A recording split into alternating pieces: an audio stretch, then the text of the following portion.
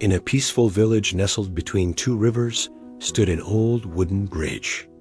People came from far and wide to cross it, not because it was the only way, but because of the man who tended it. Elias, the bridgekeeper, was a man of few words and even fewer concerns.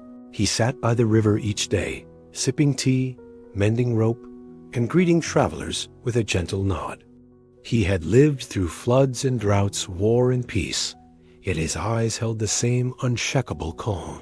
One afternoon, a young soldier named Lucan arrived, fresh from the battlefield.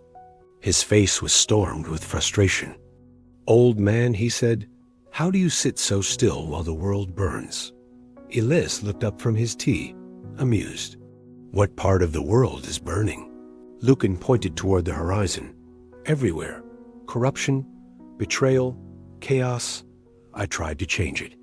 I fought, I shouted, I bled. Nothing worked." Elias stood and began to sweep the bridge, slowly and with care.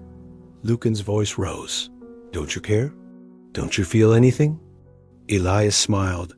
"I feel the breeze. I hear the river.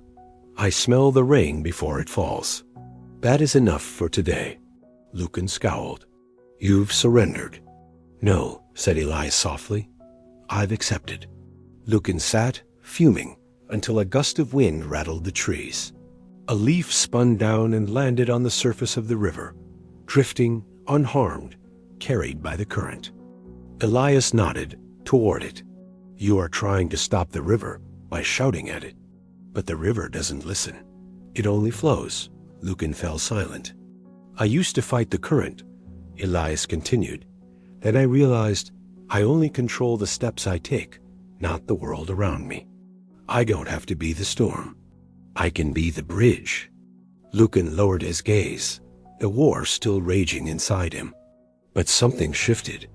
That night, he slept beside the river for the first time in years. No sword in hand, no enemies in mind. Just the sound of water, steady and true. He would return to his duties, but he would do so with clarity, not chaos. Stoicism teaches we cannot choose our external circumstances, but we can always choose how we respond to them. The story reminds us, you don't have to become the storm. You can choose to become the bridge, still, grounded, and unshaken. In a world you can't control, you can always master your inner response. If this story inspired you, like, share, and subscribe for more spiritual stories. Thank you.